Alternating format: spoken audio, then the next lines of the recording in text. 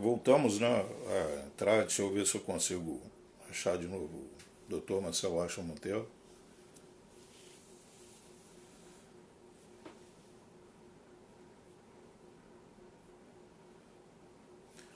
Sei que a Elane já entrou aí. Pegolo. Lídia.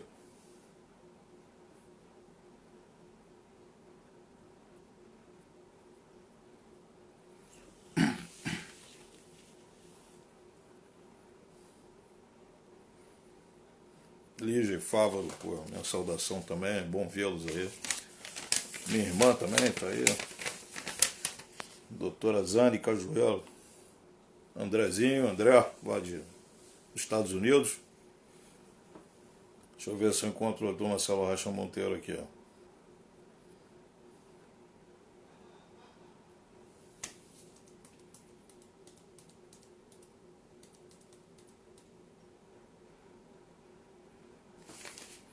A gente está começando 8h10, né, para ter uma noção do tempo cravado aí.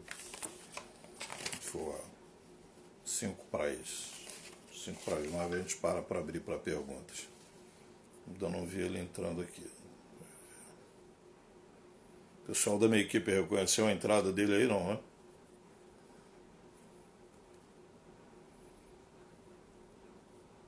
E hoje eu tô sem meu contra-regra aqui, que meu filho tá fazendo uma aula remota aí de espanhol. Miriam, também estou reconhecendo aqui, ó. Marcos Lima, da minha turma. Aziza.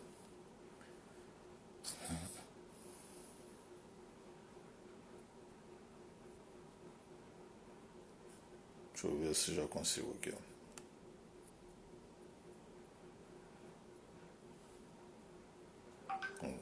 Acho que sim, cadê?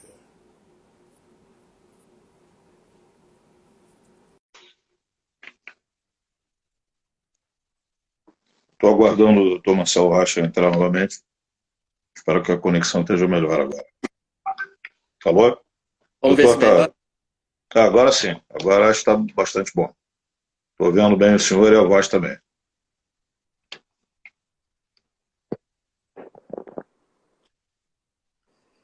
Tá. Ok. Eu ia continuar a Vamos mesma lá. linha que o senhor colocou. Eu lembro que na final da década de 80, início dos anos 90, né, eu entrei em 91 na polícia e me formei no final de 93. A gente entrou em operação no final de 93 e 94. Na época existiu uma. Coronel, Tá deixa. bom o som? Vocês estão ouvindo? Coronel, deixa Estão eu. conseguindo ouvir bem? A Eu minha do linha de senhor estou vendo raciocínio ainda. entrecortado ainda o som. A imagem melhorou um pouco. O som está entrecortado. Mas a minha fala está boa? E a imagem também? Pelo menos o meu celular está falando bem. Ok, Sua obrigado. fala tá. Vamos ver se o meu som vamos ver se o meu som é telefone. É, o que a gente vê o senhor está ouvindo? Tô ouvindo. Agora sim. Vê se Tá, melhorou o meu som. não, agora está muito bom. Ou tá a mesma Tá. coisa? O Agora que a gente teve na década de 90? tá. Final de 93 a gente se formou, início de 94 a gente pegou uma proibição, né, na época de operar dentro das comunidades carentes do Rio de Janeiro. E isso, como policial, a gente percebeu que gerou um armamentismo tão forte das nossas favelas que, infelizmente, não voltaram mais à normalidade. Né? Não é, o camarada vender droga a gente vê em todas as cidades do mundo. Agora, o traficante carioca, ele usar armas, né, de guerra, apetrechos, granadas, até foguetes a gente já encontrou, uma coisa, uma normalidade que, na nossa percepção, em grande parte foi gerada por essa proibição de entrar nas áreas carentes. Né? E o armamentismo ficou muito grande depois disso. O que o senhor pensa a respeito disso? Isso pode voltar a acontecer agora? O que o senhor acha a respeito? Pois é esse período, né, que você se refere, anos 80, é, virada dos anos 80 para anos 90 também, em que foram proibidas as operações policiais, exatamente o que a decisão do ministro Fachin estabeleceu, não é? Proibida a entrada da polícia, proibida a realização de operações policiais em favelas, né? E isso levou, como o senhor falou, ao fortalecimento das facções criminosas. O tráfico de entorpecentes é uma atividade extremamente lucrativa, não é? Se você diminui o risco, né, da repressão pela polícia, né, risco do ponto de vista do traficante, é lógico, né, o faturamento aumenta de forma gigantesca, como aumentou no Rio, e eles usaram esse dinheiro fácil, né, esse dinheiro, muito dinheiro que eles ganharam, para adquirir um armamento caro, sofisticado. Houve um momento em que, o senhor sabe melhor do que eu, houve um momento no Rio de Janeiro em que o gap, a diferença, né, entre o potencial, entre o poder de fogo do tráfico, sim, e da polícia. Eu cheguei. Né? Houve um momento em que a gente usava, eu me lembro que eu cheguei, a gente quando chegou aspirante, nossa arma era um revólver 38, que não tinha nenhuma espécie de mira adicional, mecânico já velho, muito velho. A gente colocava 5 tiros, 5 munições, porque a arma era tão precária que a gente não deixava as 6 munições de frente do tambor, que às vezes ela disparava sozinha. E a submetralhadora que a gente tinha era a MT-12, era disputada, a Taurus, baseada na Beretta. A INA, que a gente chamava do acrônico Isso Não Atira, de tão precária que era a arma, ela dava, ou ela não atirava, ou ela dava rajada, o que é uma inconsequência para quem está numa área urbana, com vários inocentes no área urbana. Então, raramente a gente pegava essa arma. E fuzil a gente não tinha. Quando encontrava no paiol da unidade, era o Mauser modelo 1908. Então, é bastante precário isso, munição 7mm. Eu estou vendo vários amigos entrando aqui, saudar o Felipe, o pessoal da Quartz de Engenharia também, a minha equipe, vários amigos da PM. Então, assim, a discrepância de armamento era absurda. Mas mesmo assim a gente enfrentava os caras. Mano, uma inferioridade, né, terrível. Pois é. Mas aí, Coronel, aí tem uma observação que eu quero fazer, né, que é uma questão jurídica, mas não é um detalhe, é uma questão muito importante. Não é? Isso aí foi decorrência de uma política, esse quadro, essa proibição de operações policiais lá atrás, há 30 e poucos anos, foi resultado de uma política pública equivocada, mas uma política pública adotada por um governador que havia sido eleito pela população com esse discurso. Tá?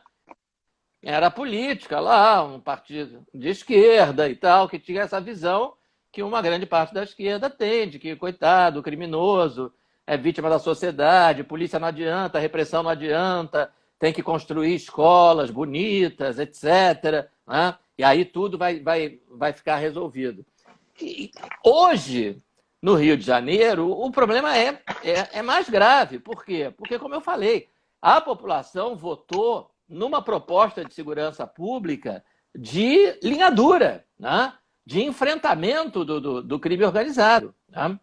E aí o partido que não ganhou a eleição e que tem uma proposta completamente diferente vai a um ministro do Supremo, né, eleito por ninguém, e diz assim: a gente não gosta dessa política de enfrentamento do governador. Né? O senhor pode dar uma liminar para proibir? Né?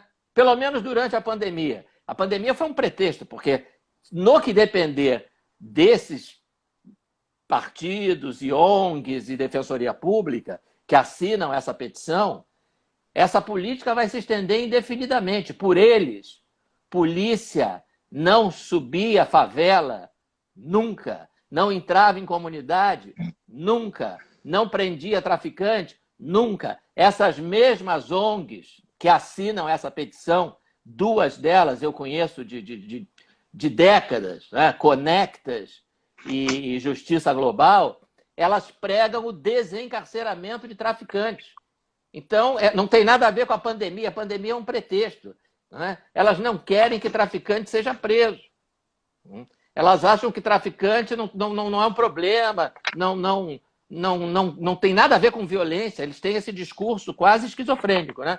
O tráfico não é crime violento, porque, pelo amor de Deus, né? No Rio de Janeiro a gente sabe, né, que o tráfico é responsável por a maior parte da violência, da criminalidade violenta que se pratica no Rio de Janeiro. Então, essa pandemia foi um pretexto. Foi um pretexto. Eles já vinham antes tentando inviabilizar a atuação da polícia. E agora a deixa foi a pandemia. Mas aí a gente fica assim, com uma preocupação muito forte. Por exemplo, a gente lembra quando acompanhava a estatística criminal, né, de bairros e locais, Ipanema, Copacabana. Ipanema, então, eu lembro que na época que a gente acompanhava muito de perto isso, final da década de 90, ela tinha um índice de violência menor do que o da Dinamarca. A gente até brincava, até saiu na imprensa uma vez a República da Dinamarca, a República de Ipanema, se fosse isolado, né? Será que seria algum dia decretado por quem quer que fosse que a polícia teria que parar de policiar Ipanema, Copacabana, por exemplo? Será que a sociedade de lá aceitaria isso? Que tem influência política, alto poder aquisitivo? Porque os nossos irmãos brasileiros menos favorecidos que estão nas comunidades carentes, agora eles estão desprotegidos, à mercê de narcotraficantes, narco-guerrilheiros, barões das drogas equivalentes, né, em outros países da América Latina ou da África. E aí, como fica o pessoal que está lá agora? Porque o pessoal pode não declarar isso, mas a gente ouve, quando eles podem falar, querem a polícia sim, querem que a polícia patrulhe sim, preferem acreditar num órgão que tem corregedoria, ouvidoria, etc., mas não, o traficante não tem, o tribunal, ninguém vai ser ouvido, ninguém vai conversar. Como será que estão essas pessoas agora lá? E será que Ipanema e Copacabana aceitaria isso? A polícia não poder patrulhar ela? Tenho certeza que não aceitariam, né? Essa população está entregue, a população das comunidades, das favelas, está entregue à opressão, ao domínio do tráfico, né? Para viver o terror que eu tantas e tantas vezes presenciei. Eu que atuei 16 anos no terceiro tribunal do júri da capital, trabalhei 16 anos quase que exclusivamente com processo de homicídio, né? E mais da metade desses processos de homicídio tinham relação com o tráfico. Então, o que você via, né, e o que você vê na criminalidade relacionada com o tráfico é o pânico da população. Ninguém vai testemunhar, né? Ninguém vai dizer que foi o traficante que atirou. Não adianta, né? Se você perguntar, né, quando numa operação policial uma criança é atingida, você vai... isso sempre foi assim, né? Você pergunta para os moradores da comunidade, né, de onde partiu o tiro, só existem duas respostas possíveis. A primeira é eu não sei e a segunda é foi da polícia. Tá? A possibilidade do sujeito dizer que foi o traficante que atirou, hoje, nós estamos aqui no Rio de Janeiro, né? Eu soube agora há pouco, à tarde, um menino foi morto, né? Numa... já não estou lembrando qual lugar, um menino chamado Cauã, eu acho, uma coisa assim, com um tiro na cabeça. O tiro teria partido da arma de um adolescente do tráfico. Né? Quer dizer, como você não tem a possibilidade de colocar a culpa na polícia, isso aí vai sair num cantinho da página 43, lá do jornal, não é? Se houvesse a possibilidade de dizer que o tiro partiu da polícia, saía na primeira página, mas não estava tendo nada, a polícia não estava lá.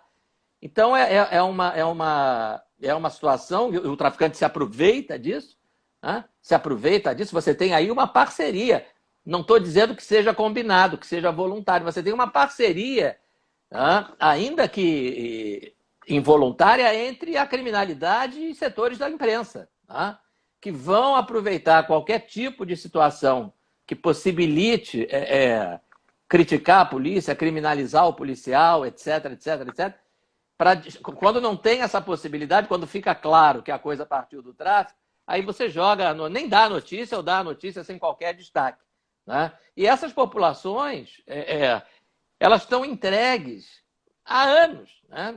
Porque, veja, eu tive um processo que eu nunca vou esquecer, né?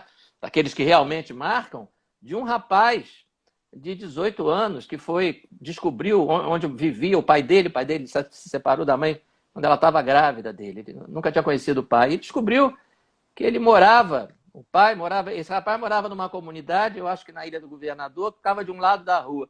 O pai morava na comunidade que ficava do outro lado da rua. E ele descobriu e fez contato com esse pai, quis, né, desenvolver uma relação com ele. Rapaz sem antecedentes, trabalhador, estudante, nada de crime, nada. E aí passou a frequentar a casa do pai na favela ao lado. Estou esquecendo o nome. São duas comunidades, mais ou menos, uma em frente à outra, na Zona Norte. E acho que ali perto da Ilha do Governador, não estou lembrando agora os nomes. E ele ia no fim de semana na casa do pai, porque os dois gostavam muito de futebol e ficavam vendo o jogo pela televisão e tal, e desenvolvendo aquela relação que ele nunca tinha tido, né, com o pai. O único problema é que a comunidade que ele morava era dominada por uma facção. A comunidade em que o pai morava, apesar de ser próxima, era dominada por outra facção. Os traficantes da facção da comunidade onde o pai morava consideraram um desaforo, né, que um sujeito, um morador de uma comunidade dominada pela facção rival, pusesse os pés ali.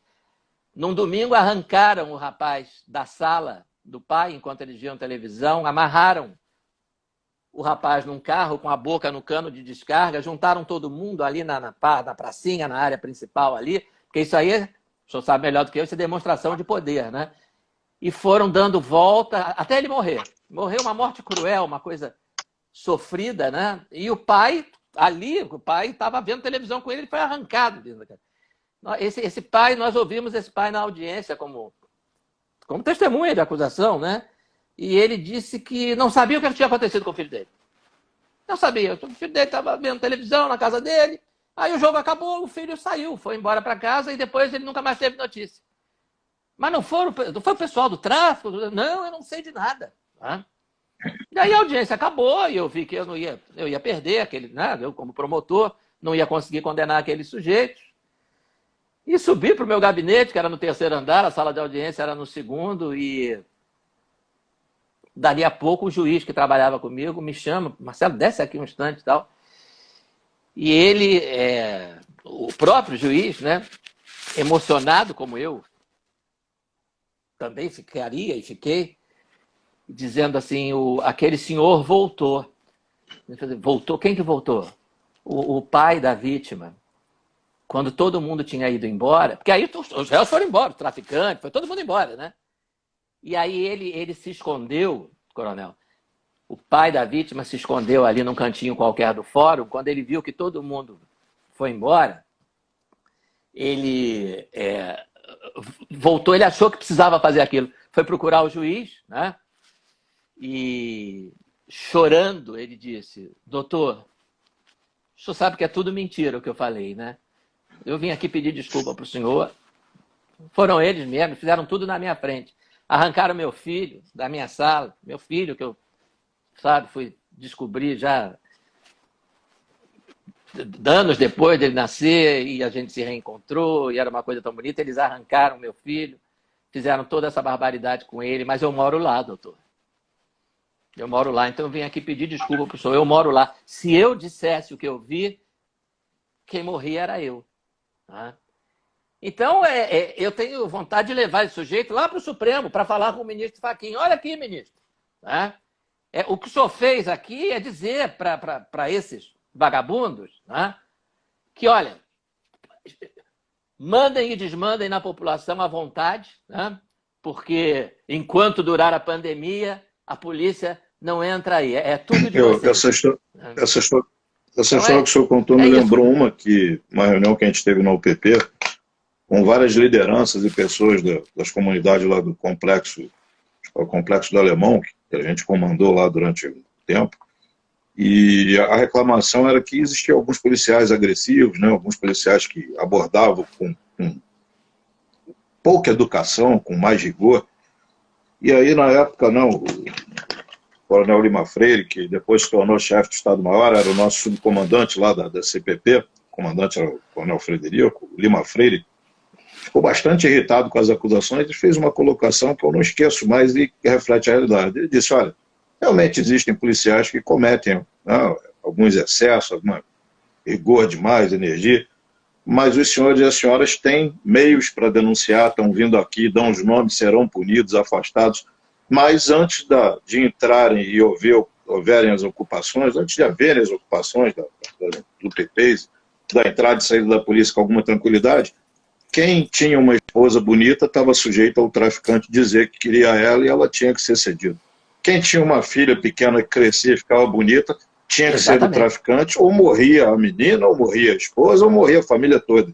Então, os senhores e as senhoras reclamavam com quem? Olha, foi um silêncio, porque essa é que é a diferença. Né? O poder constituído, por pior que ele seja, tem meios de regulação, de controle, mas a barbárie não. Né? Então, como será que estão essas pessoas estão agora nesses lugares? Né? Talvez alguns estejam assistindo a gente, né? São áreas conflagradas, né? Que a polícia tem um favoritismo, eu adoro entrar e combater, e quando a gente vê que é um local em que a gente combate, gente que não para de pensar como nós, mesmo em operação, está vendo, olha, aqui em vez de só a polícia, tinha que ter todo um apoio social, tinha que ter ruas largas, tinha que a patrulha, então, como a gente mora, como é aqui o meu apartamento, a minha casa está aqui ao redor, passa aqui, patrulha toda hora na frente, a rua é larga, a calçada é larga, não, mas o camarada é mantido ali numa própria questão arquitetônica que já dificulta muito a polícia de entrar. E aí, quando tira isso de vez, como fica aquele cidadão que está lá? E não estamos falando de bilhões de pessoas, né? A última avaliação nossa, que eu me lembro da inteligência há alguns anos, né, tinha em torno de 800 áreas carentes, ou favelas, ou comunidades no Rio de Janeiro. Aí como está esse pessoal agora? Né? E o que é uma operação policial, ou não, urgente, ou não? Como é que a gente... só quando a gente ouve tiro, quando alguém pede socorro, quando alguém liga 190, como é que fica lá dentro? A gente não vai mais? Deixa o camarada, o cara tem que sair e pedir a polícia fora. São questões assim, únicas. Não? O que a gente responde? O que a gente responde para uma pessoa dessa? É uma coisa inacreditável, é a barbárie, né? Que você tá, a polícia é um marco da civilização, né? Quer dizer, o sujeito liga para a polícia e diz, olha, o bandido está aqui e tal. O que você responde? Olha, o ministro falou que eu não posso ir. Né? O ministro disse que só em situações excepcionais. O que é situação excepcional? O crime deveria ser, por natureza, uma situação excepcional. O que no Rio de Janeiro não é uma situação excepcional, já que a gente tem números que são superiores à guerra. Né? O senhor pediu, a gente viu mais cedo, né? Na discussão, até deixei um vídeo pronto aqui no computador, não sei se como o senhor quiser que a gente mostre, a equipe sugerir, e alguns slides também, mas eu nunca experimentei transmitir isso numa live dessa com o Instagram. Deixei no computador aqui do lado pronto. Mas são números que a gente, de tanto mexer com eles, são questões tipo 20% da polícia ou foi morta ou ferida nos últimos 26 anos, de quem serviu na polícia, acumulado. 110, 115 mil homens e esses números foram feridos. Né? Ao mesmo tempo, a gente tem, se a gente pegar agrupamentos específicos, né, o meu segurança e motorista, né, é o cabo Gouveia, do efetivo da turma dele que se formou, do pelotão dele, 30%, 33% foi morto ou ferido nos últimos 6 anos. Eu me lembro o GTPP do Rafael Cabral, que a gente teve a primeira live com ele, né, se contabilizar mortos e feridos, passa de 50%. São taxas que a gente só encontrou na Segunda Guerra Mundial, a gente está preparando isso para a próxima exibição, para o próximo documentário. Né? Aqui está chegando algumas perguntas, né? Deixa eu ver aqui como é que o senhor... não, meu contra-regra voltou aqui, meu filho mais velho, senta aqui, filho, para me dar uma ajuda, daqui a pouco a gente passa isso. Oi, doutor, então, assim, essas explicações, para nós que estamos no terreno e para o senhor que vivenciou a nossa realidade, mas num nível mais elevado, é óbvio que isso prejudica muito pessoas que já estão prejudicadas pela própria sociedade, pela vida, pela economia. Mas pô, será que eu tenho assim, a possibilidade de negar a essas pessoas alguns artigos? Né, o artigo 5º da Constituição, tirar a garantia de segurança dela, de propriedade, porque também nesses locais o camarada chega, olha, eu quero tomar a tua casa, e o sujeito tem que ir embora, que ele não tem como enfrentar. Essas são realidades que talvez a gente só conheça no Rio de Janeiro, não sei se tem paralelo na África, né, aqueles warlords, que sejam lá. É um negócio impressionante, quer dizer, o ministro com essa liminar infeliz, ele está dizendo que o Código Penal está suspenso, né? Que o criminoso lá na favela pode tirar a tua propriedade, estuprar a tua mulher, andar armado de fuzil, vender cocaína, impor o terror na comunidade, fazer o baile com fuzil, com aqueles tiros para cima e tal, e acabou, né?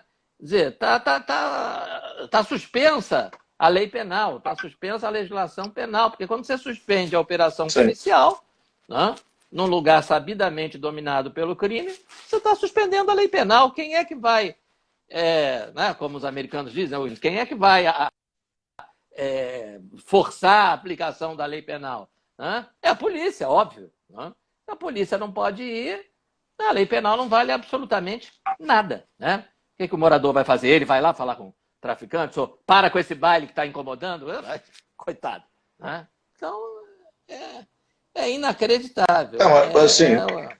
Mas nós que somos militares, né, e estamos na ponta da linha e realmente no terreno, né, a nossa tropa está lá, enquanto a gente está conversando aqui, de uma forma até muito confortável, tem gente agora na linha sob miras, sob fogos de inimigos e tal, e aí o que esse camarada faz? A gente não pode arguir. Eu, por exemplo, não tenho a autoridade que o senhor tem de falar o que pensa. Tem coisas que eu penso aqui que eu não posso falar. Eu não estou falando pela minha instituição. Isso aqui é uma questão de opiniões pessoais que eu evito também de colocar, porque o militar, de cara, ele tem todo um regulamento, aliás, uma série de coisas, mas o senhor pode expressar mais do que eu. Mas como a gente tentar mostrar a essas autoridades que decidem isso, o quão perigoso e nocivo isso pode ser para milhares, talvez milhões de pessoas. É muito complicado.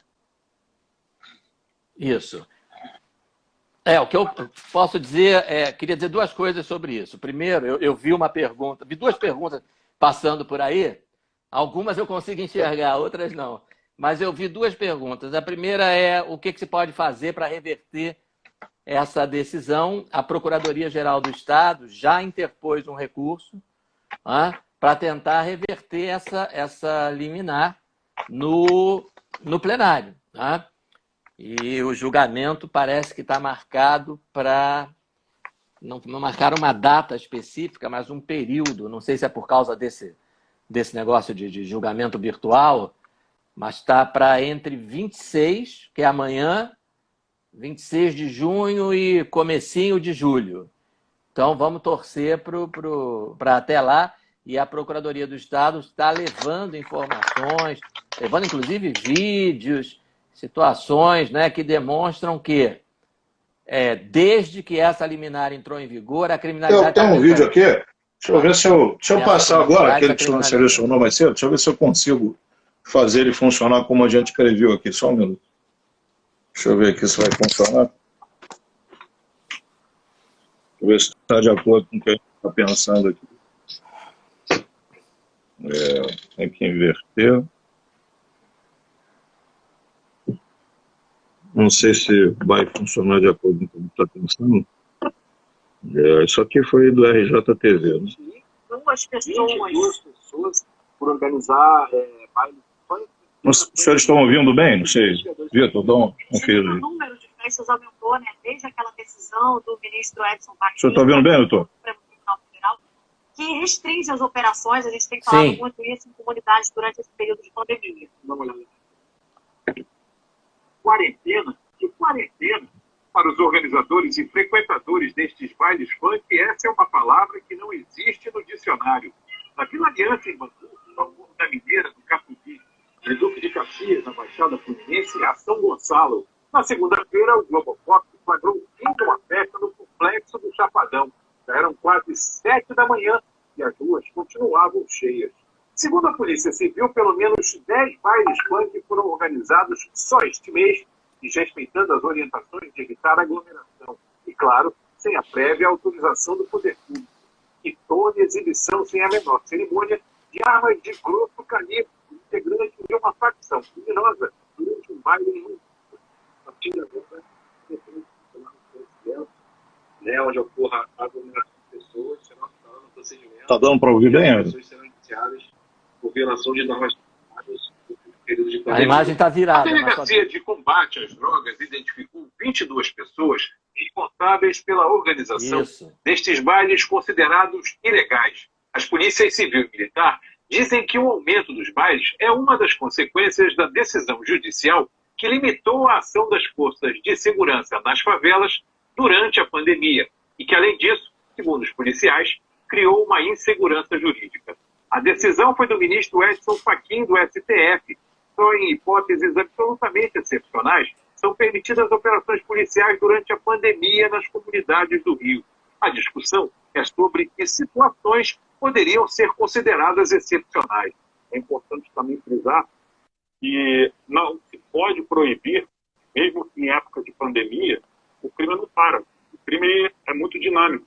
E justamente os marginais se utilizam desses argumentos como novas oportunidades para poderem praticar novos crimes. O assalto ao depósito do Pão de Açúcar na madrugada de segunda-feira aumentou a polêmica sobre a decisão do STF. Depois do assalto, a polícia afirma que localizou os caminhões roubados e os 30 criminosos... Eu acho que já deu para dar uma ideia, né, do que a gente está falando. Aqui eu queria mostrar aos senhores aqueles números que eu estava falando. Aqui são números nossos, né, da polícia militar, e aqui esses números que são mais recentes, né, dessas unidades em comparação. Aqui eu só tenho alguns números. Por exemplo, essa unidade do GTPP Vila Cruzeiro, no qual o Rafael Cabral operava, 50% de baixas em um ano. E o 6º pelotão do Cabo Gouveia, serve comigo, meu comandado já há 5 anos, 33,3%. Acho que a ideia é mais ou menos essa, né? Eu vou voltar ao normal aqui, só um minuto. Não, no mesmo não, vou ajustar aqui.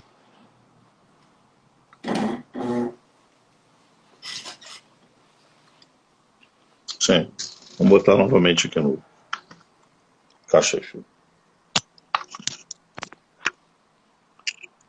Ó, já voltamos.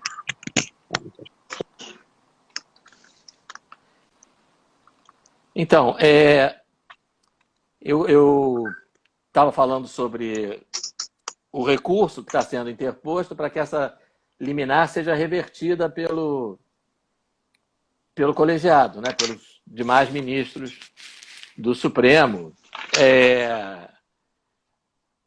Acho até que poderia ser reconsiderada pelo próprio ministro Fachin, né, diante desses fatos. Agora, a outra pergunta que eu vi passando por aí, pelas letrinhas, é com relação ao Ministério Público do Rio de Janeiro, a minha instituição, né? Como é que ela está se posicionando diante disso e tal. E, assim, o que eu quero dizer é o seguinte, né? Diferentemente da Polícia Militar, em que você tem uma hierarquia, né, em que todos os integrantes estão sujeitos a essa hierarquia, no Ministério Público existe um negócio chamado independência funcional, né? Então, resumidamente, você pode dizer que só tem cacique, né? Não tem índio. Então você vê um descompasso muito grande, né? Tem muitos colegas que atuam na área criminal e que têm a consciência, a plena consciência, né? Como eu sempre tive, de que as forças de segurança são nossas parceiras, né? Na mesma função, que é a persecução penal, que é a repressão ao crime e a busca da punição para os criminosos, né?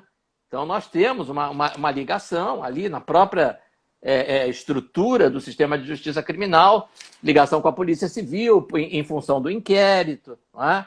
E a Polícia Militar também tem um papel relevantíssimo, principalmente numa cidade com as características de criminalidade do Rio de Janeiro. Então, você tem que enxergar a polícia como instituição, as polícias, como sendo parceiras do Ministério Público, né? Parceiras do promotor de justiça. E muita gente tem essa visão. Agora, infelizmente, também dentro da minha instituição existe essa visão, que eu acho que tem uma profunda influência ideológica, né? De que a polícia é o inimigo, né? De que o policial está errado até prova em contrário, de que a presunção da inocência não vale para o policial, né?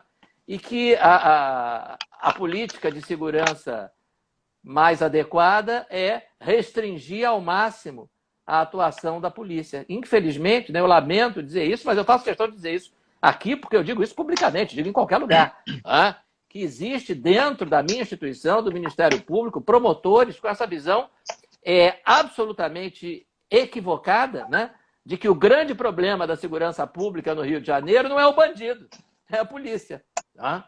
Então, eu vejo com muita preocupação iniciativas de também querer definir, né, política de segurança pública por via judicial. Não, o Ministério Público, então, vai à Justiça e pede para proibir que o helicóptero da polícia voe por cima do não sei o que, da área tal. Não sei... Quer dizer, isso aí é política de segurança pública. Quem tem que determinar isso é o governo eleito pela população, é o Poder Executivo.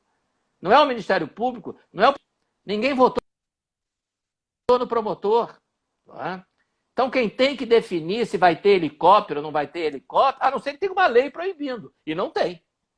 Não é? Se não tem lei proibindo, é poder discricionário. Se é poder discricionário, quem tem que definir é o Poder Executivo. Né? É por isso que o Poder Executivo tem Secretaria de Polícia Militar e Secretaria de Polícia Civil. O juiz não tem. Né? O Tribunal de Justiça não tem Secretaria de Polícia Civil nem Secretaria de Polícia Militar. O Ministério Público não tem Secretaria de Polícia Civil nem Secretaria de Polícia Militar. Né? Não é função do Ministério Público traçar a política de segurança pública. Se no decorrer das ações policiais existe abuso, existe desvio de conduta, aí sim.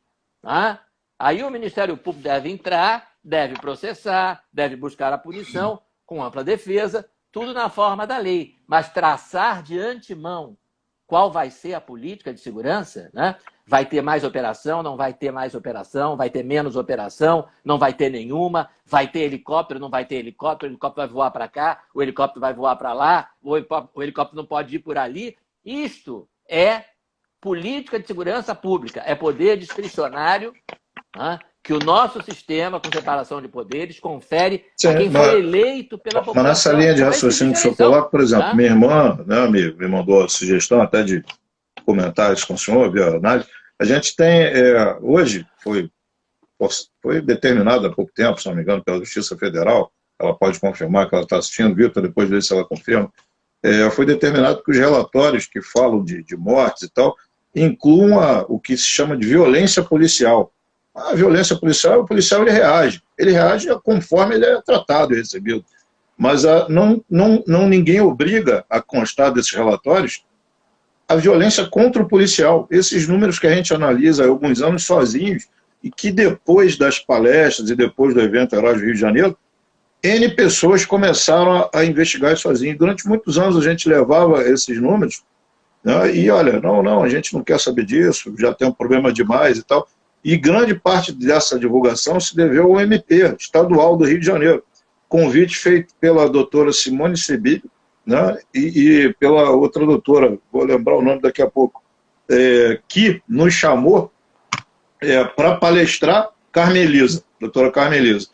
As duas nos chamaram para palestrar no Ministério Público, que nos forçou a melhorar muito a qualidade do que a gente tinha de slides e apresentação, porque a gente sabia que ia ser inquirido, né, ia ser perguntado, ia ser arguído por um pessoal de alto nível intelectual e que a gente, de certa forma, vê como superiores, porque analisam, fiscalizam a polícia, é uma das funções do Ministério Público.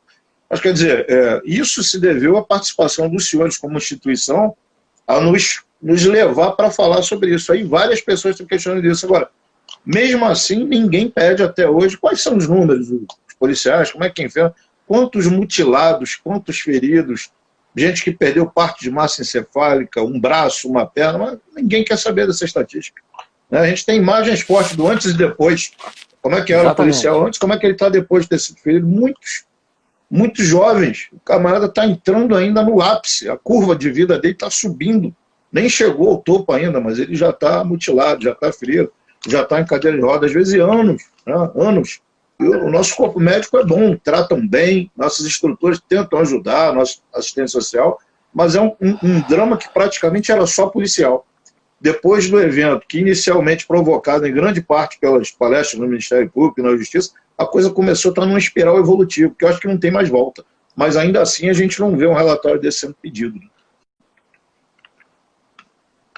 Exato. E isso aí, para mim, é muito claro que tem um componente ideológico muito grande, né? Existe uma determinada visão política e ideológica de que a polícia é a repressão, né? O criminoso é uma vítima, né? É alguém que não teve oportunidade, então ele não deveria ser punido, e então a polícia vai lá e prende o sujeito. Isso aí é uma coisa muito feia. Então é um mundo que hoje acho até que está perdendo muito a força com a população, né? Hoje eu não faço mais júri, né? Mas eu tenho um amigo que comentava, olha, quem faz a defesa do criminoso já nem usa mais essa frase com os jurados, porque o jurado já não aguenta mais. Ah, coitado, a culpa é da sociedade, o criminoso é uma vítima da sociedade. Olha, nem se está usando mais essa frase, né? Com o povo isso não cola mais, mas alguns setores das nossas supostas elites intelectuais, acadêmicas e jornalísticas, né, ainda se prende a esse discurso, né, de enxergar o criminoso como vítima e o policial como um agente de uma repressão nefasta, né, opressor. Né? O sujeito vê o policial como opressor e o traficante como oprimido, né? Você vê que é absoluta distorção, né? Então, tem esse componente ainda é muito forte, a gente precisa sempre lutar contra ele e mostrar, não, olha só, aqui, olha, as verdadeiras vítimas são os policiais, né? A situação que eles enfrentam aqui no Rio de Janeiro é um negócio absurdo. Você ter um índice de 50% num grupo, num destacamento, num regimento, numa turma, no que for, né? 50% de baixas, é um negócio que raramente você vai ver. A gente só encontrou, acho que é só superior a esse número, tem as tripulações dos submarinos alemães, 75%, e só, porque eram caçados por todos os meios, porque senão impediu o reforço da guerra, e só. Você tem, o resto todos são 25%, 20%, 24%, 30%, 31%, 35%, são esses números. E o nosso aqui, de agora, de gente que está viva, né, de sobrevivente, olha, 33%, 50%. Isso não pode ser naturalizado. Mas a gente, assim, as forças aliadas, a gente começou a conhecer. O senhor, outros membros do MP, juízes e juízas, desembargadores, né, finalmente a gente começou a encontrar, fora a sociedade, que do Rio está cansada disso, né? A sociedade está cansada, a gente não, como cidadão, a gente não aguenta mais isso. Como policial, a gente é obrigado a enfrentar, não tem nem opção, o enfrentamento é a nossa realidade, mas não é a nossa opção. Tem que enfrentar porque não tem quem faça mais. Enquanto todo mundo foge do momento extremo, a gente tem que avançar na direção dele. É uma realidade que só a gente conhece. Né? O pessoal está me alertando que, em tese, é sempre bom ouvir o senhor falar, limitar esse tipo de conversa. A gente teria que abrir para as perguntas, né? Porque daqui a pouco está acabando o tempo. Né? Não sei se o pessoal cronometrou o tempo de quando a gente ligou e desligou. Vamos lá. O pessoal quer perguntar alguma coisa antes que a gente encerre. Houve uma pergunta no sentido, foi feita talvez a decisão judicial para proteger as pessoas de questão de coronavírus e tal. Né? Aí libera os presos porque o cara vai ficar confinado com coronavírus, mas aí impede a polícia de entrar. Aí como fica isso lá dentro? Alguns estão questionando isso. Quer dizer, há uma conexão nisso, libera os presos e não deixa a polícia entrar nas comunidades. Aí porque vai encontrar uma concentração maior de gente lá, porque não pode sair. Né? Será que é essa a razão? A gente não sabe. Né? Tem mais algumas perguntas, Igor?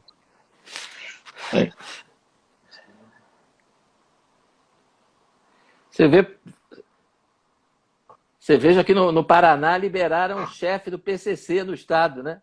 Para ir para a prisão domiciliar. E aí ele fugiu, né? O chefe daquela facção do tráfico. Sim. E o sujeito fugiu do país. Então você imaginar. Não, você imaginar que um criminoso, né, um chefe de facção do tráfico, um assassino, um estuprador, um assaltante, um sujeito que não respeita o Código Penal, né? Aí você coloca o sujeito... Você coloca o sujeito em liberdade dizendo assim, olha, fique em casa, tá, então tá bom. Essa regra eu vou respeitar. Né? Proibido matar, eu não respeito. Proibido vender cocaína, eu não respeito. Proibido estuprar, eu não respeito. Mas proibido sair de casa, eu juro que essa eu vou cumprir. Né? O sujeito tem que ser muito ingênuo, né? Para acreditar numa coisa dessa. Bom, aqui estão perguntando também, por exemplo, né, se ocorre um sequestro e o esconderijo for dentro de uma área carente, numa comunidade, o que fazer? Né? Opera, não opera? Telefona para alguém? Pede permissão a um juiz, a um promotor, ao desembargador? Como é que a gente faz? É uma pergunta complicada, né? Não, pois é. E situação flagrancial é lei, né? Código de Processo Penal diz que o policial tem o dever de prender. Né? Então, como é que é isso? A decisão judicial, é o que eu falei, revoga a lei penal, revoga o Código de Processo Penal, revoga o artigo 301, né, que diz que é dever, né, da autoridade policial e seus agentes prender quem quer que seja encontrado em situação de flagrante delito. Então, é uma coisa que você não vai, como aliás várias medidas que o Supremo tem tomado, né? Juridicamente você não vai conseguir explicar. Né? Você vai explicar politicamente, né? O sujeito está fazendo ali política, está fazendo sociologia, está fazendo tudo, menos aplicar a lei. Aplicar a lei não está aplicando, pelo contrário. Né? Ele está suspendendo a aplicação da lei. Né? Suspendendo a aplicação do Código Penal, do Código de Processo Penal e, como o senhor mencionou, da própria Constituição Federal. Né? Porque está dizendo para essas comunidades, olha, a Constituição assegura o seu direito à vida, segurança, a integridade física, mas... a segurança, isso. Mas no momento está tudo suspenso, o traficante aí vai ficar à vontade e eu estou proibindo a polícia de chegar aí na sua comunidade, meu amigo. É isso. Né? É essa mensagem que essa infeliz decisão do ministro Fachin, né, numa sequência de decisões infelizes do Supremo Tribunal Federal, e agora mais essa. E eu tenho falado isso em outras lives, em outras ocasiões. Eu não vou ficar espantado se quando finalmente terminar essa situação de calamidade pública, sanitária, da pandemia, esses mesmos grupos forem ao ministro pedir para ele estender essa decisão indefinidamente. Não vou me espantar, porque eu sei que é precisamente assim que eles pensam. Tá? Então... É uma situação muito ruim. Aqui estão perguntando, né, eu acho que teve mais uma pergunta no sentido de há algum remédio jurídico, constitucional, para impedir esse tipo de decisão, até monocrática, que afeta milhares de pessoas?